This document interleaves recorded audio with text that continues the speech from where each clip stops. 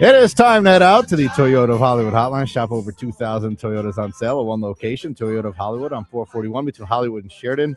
ToyotaofHollywood.com, Joe. You're a bad man, Woody. You're truly a bad guy. Cold out there, bro. It was cold. It was cold in Denver. No question. Boy, it was chilly. Anyway, congratulations. Patriots and Seahawks coming up for the next Super Bowl. Darnold versus May. And Omar Kelly from the Miami Herald Dolphins columnist joins us this morning. Omar, good morning. How you doing?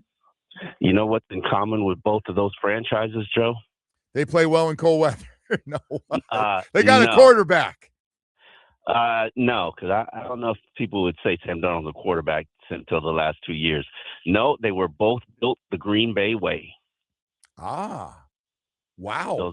Those are two teams that were byproducts of the Green Bay front office tree, the Ron Wolf family, and now we are on that program. So hopefully we can turn our franchise around in 2 years too. Yeah, we were just talking early this morning. I'm glad you brought that up. How long will it take? Because I was at dinner last night with family, and they're at well, how long? Honestly, and go well, quarterback thing and getting their own guys in. It's not going to happen overnight, and this salary cap thing has got to get cleaned up. So, how can you do it in? Can you do it in 2 years? Can it get flipped completely in 2 years? Get everybody off the get all that money cleaned up and move on? If Malik Willis is a superstar and we just don't know it, maybe. And he, they ultimately sign him here, hopefully for something respectable. But who cares what you pay for when you get a quarterback? Or maybe Mac Jones is a guy who's ready to do the Sam Darnold turn to his career. It's possible. Now there are a lot of things that need to be fixed fundamentally and franchise wise, and you need to build a good solid foundation of a roster, which is what the Patriots and the Seahawks have done for the past couple of years. I think even the end of the Bill Belichick year where they drafted Carlos Gonzalez, that's just important that you got to build this thing right.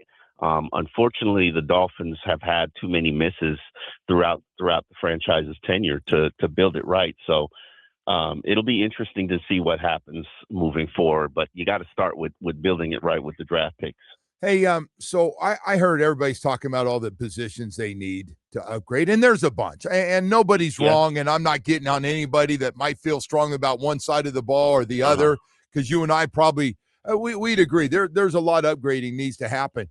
I saw somebody brought in the one position they think defensive tackle is a position that we still need to upgrade, and I'm like, I don't know if that's high on my priority list unless your former defensive coordinator of the Green Bay Packers says, I'm not in love with Zeke Biggers and Jordan Phillips, and Kenneth Grant's going to be here. He's a first-round pick. He's not going anywhere. And I think Zach Sealer played pretty well last year, second half. Especially the second half of the season. I don't think that there's any position on this team that you can say, we're good. And that includes inside linebacker. Sonny Lynch, the kid from Ohio State, is sitting there when the Dolphins are drafted in the first round. I take him, and I don't have an issue with the way that Terrell Dodson and Jordan Brooks have played. But you got to start. You just got to start adding good talent, adding elite players, adding difference makers, adding alpha males. That's what this team needs more of. And at this point, and that's the way the Green Bay drafts. Green Bay does not draft for need. Green Bay does not, they take BPA and BPA despite position. And a lot of times they hit on the later round draft picks. Now the Dolphins have hit on the later round draft picks and undrafted players. The problem is that they missed on the earlier picks. Then they got to go to free agency to address the fact that they missed on the earlier picks. So, if you start with the good foundation and then you get the quarterback, because obviously the quarterback is the first thing. I think both Sully and Half said that. You'll be good. You'll be fine. You surprised about Bobby Slowick, the new offensive coordinator who was the senior pass game coordinator last year? That surprised you at all? Yeah, that does surprise me. I can honestly tell you, I'm not thoroughly impressed with any of the hires so far. And Bobby Slowick, tell me where he has succeeded. Certainly wasn't here last year. No, Certainly wasn't it. his first year as Houston, he and Stroud put up big numbers together. Not the second year, but the first year he had his first year he was really good. He did a nice job developing that guy. Yeah, they helped develop him, and then but they still had a middle of the pack offense for whatever reason. I wasn't very impressed with what I saw last year, especially from the passing game. And I heard too many complaints about wide receivers not knowing their responsibilities. And that's not all on Mike McDaniel. Mike McDaniel got a lot of things to do. Making sure the receivers know their assignments for entire games or when they move from one spot to another. I would think the pass game coordinator should be on top of that, and the receiver coach, and that was a major issue last year. Hey, I'm gonna run some names by you because financial, some of them, and just not healthy or good. I just want to run 5 names by you, Okay. whether you think they'll be here or not. Tua, be here or not? I think there's a chance that he will be here and allowed to compete. Eating money for him to go away and losing cap space. I don't, when he could just be a backup here. I don't really think that's beneficial. Now, if somebody wants to trade for him, sure, cool. Let's make it happen. I'll throw in a 3rd-round pick too and some money. Let's do it. I just think this guy being there standing on the side or being a third quarterback is just but been here's a franchise the thing, Joe. quarter. It's just awkward. And I totally agree with you, Joe. But you know what this franchise hasn't done for 2 decades? What? The one thing, quarterback competition. Well, I hope we get a guy good enough where we don't have to have competition. I hope we have. No. What? That's the same old weak mentality that this franchise has had for 2 decades, Joe. If Tua beats out Malik Willis or beats out Mac Jones, okay, fine. And will his arm fall apart in December? Probably.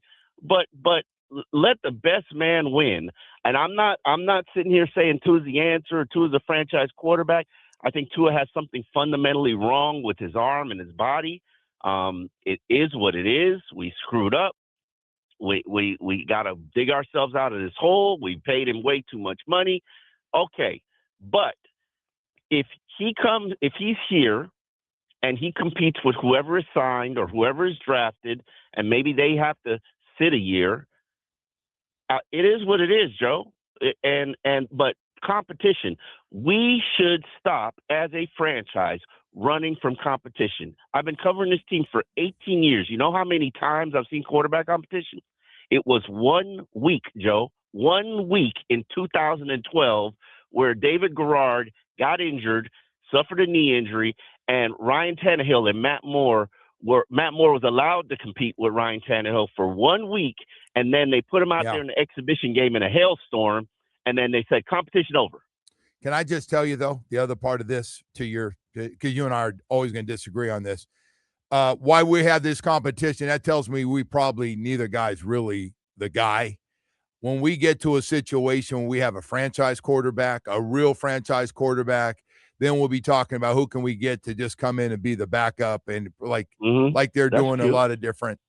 Yeah, that's cute. But with Sam Darnold, how many competitions did Sam Darnold have to have before he actually became Sam Darnold? Yeah, but led a team to the Super Bowl. He ain't dealing with that anymore. No, not right. No, and they drafted a quarterback last year. They're from the Green Bay tree. They drafted Milroe. Yeah.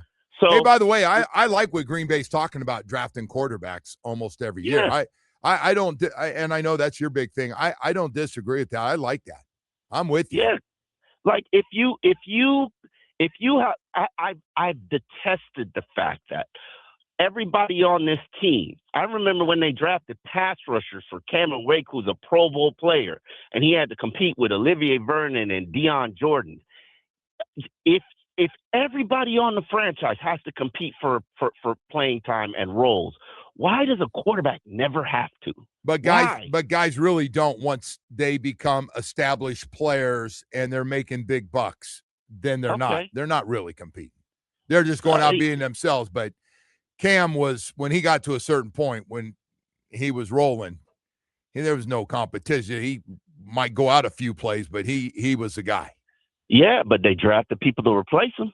And they didn't. How many drafted Charles Harris, drafted Olivier Vernon? Remember when Olivier Vernon was an early draft pick and they drafted Deion Jordan in the next round, and that drove Olivier Vernon to be the player that he was?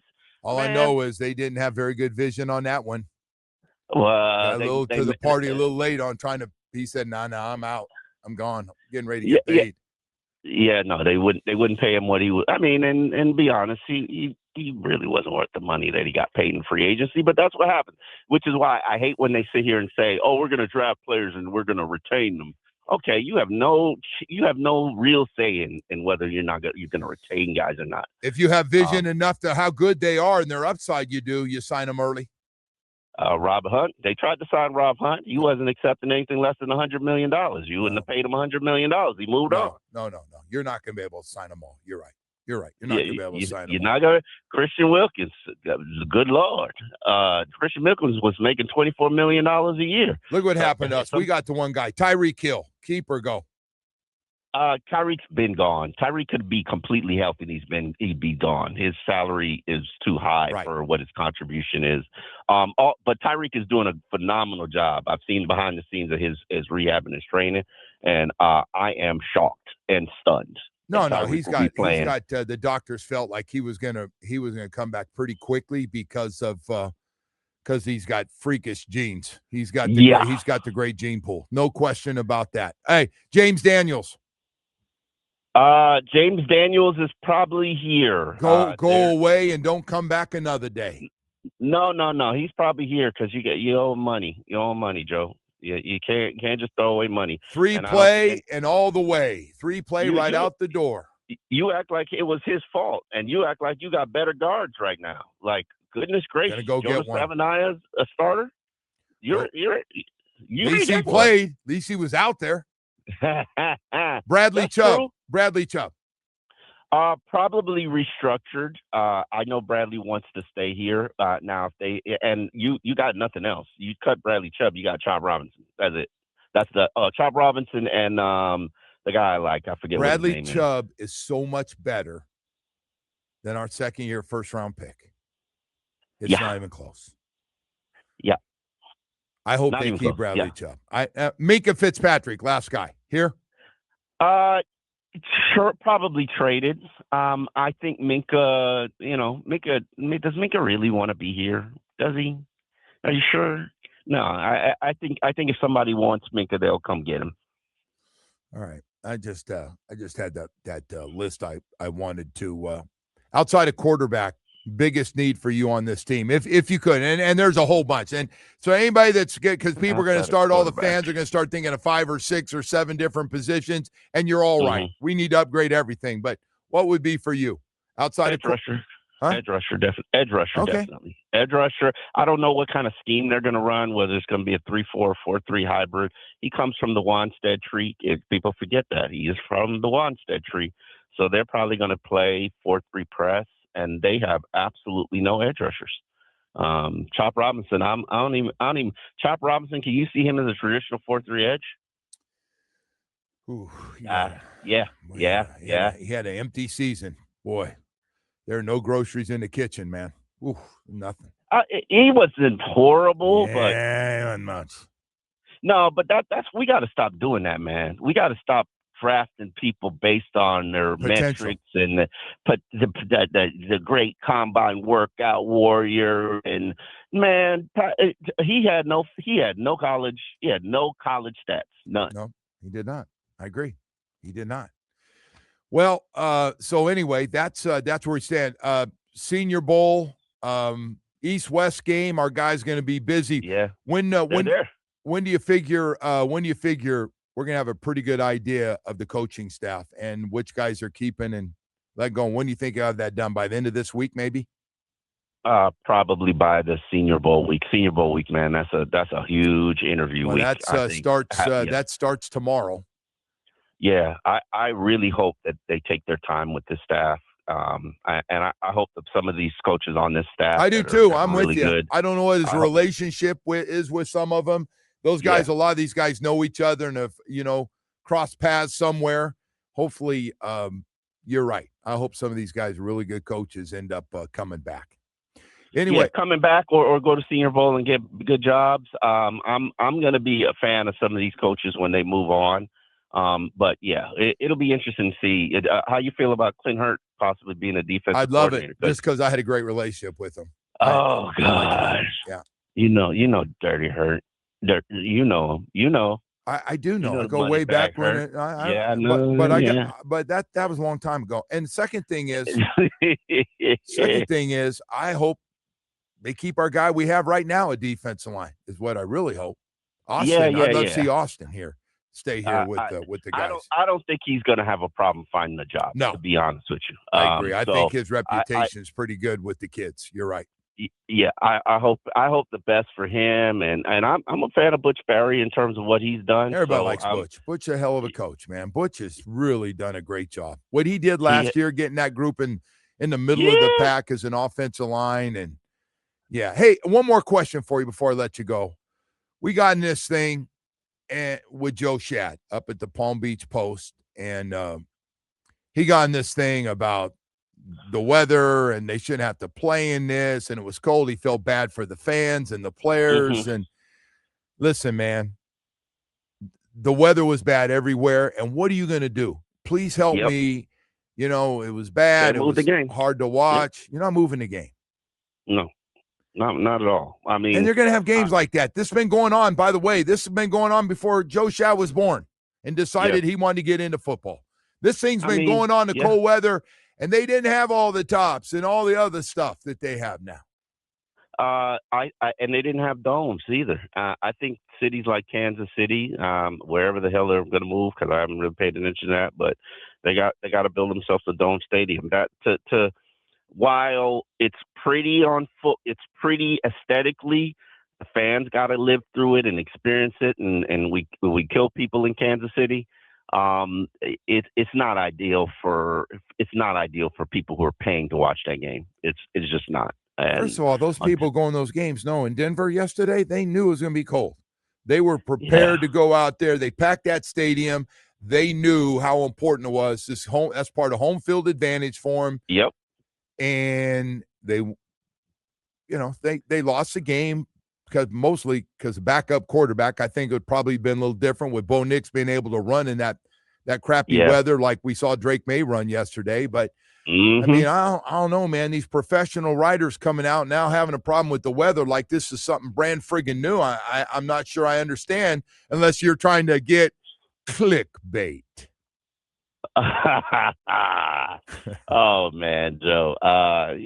Sure. Joe likes his clicks. Shad's a little different cat, right? Shad's a little different. Like he's a little different dude anyway. In general, he just he's a good dude. Here's the only thing I'll give you: Shad eats early bird specials, and it's hard to get him to go out to the spots with me at night when on the road, Joe. Well, he's past that, dude. He's in a different place. He's married, right? He's got a wife. Yeah. I mean, he can't go out with you. I mean, he can. First of all, man, swiping and all that stuff. How's that going? Oh, I'm a little dry right now, Joe. I'm a little dry. You got a little perk in you, huh? No, I need to I need to restock, but it's hard to restock around Valentine's Day. It's a very, very dangerous place.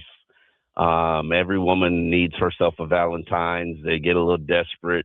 But then that requires taking them out. That requires gifts, and so I'm laying low till after Valentine's Day, Joe. Are you getting any of those girls who early on saying, "I think I love you"? Have you had that one happen? I think I'm falling in love with you. No, not anybody new. No. All right. And you know what, Joe? I need to be a little bit more patient. So I need to let it. You've been saying that to me. You've been saying that to me for a good solid yeyear, and you can't. You go back to same habits. You know what my problem is, Joe? I'm so used to people love bombing me. That's just, if it's not love bombing, it don't feel like love. What's love bombing mean exactly? Where they're just completely obsessed with you and just do unhealthy stuff. Like they love you in like 2 weeks. That's love bombing. You seem like you like that early. Anyway, hey, we gotta let you go, man. All right, Joe. Take care. Omar Kelly from Miami Herald joining us this morning. Hey, man, we got a lot more to get to, man. A lot more to. Alex Donald's going to join us this 8 o'clock hour. So Omar's too lovable. Is that what I have to gather from that? They can't help themselves. He got absolutely out of control. By the way, I got to tell you, I'm with swiping with the women. I'm with Joe Shad on the early bird thing, man. I'm not going out with Omar on the road. I wouldn't. This guy's out of control. That's the only thing Joe and I haven't. Yeah, I'm not. So maybe we can hang out after all. All right. Maybe we'll all go to a 5 o'clock dinner. For joining us and stuff.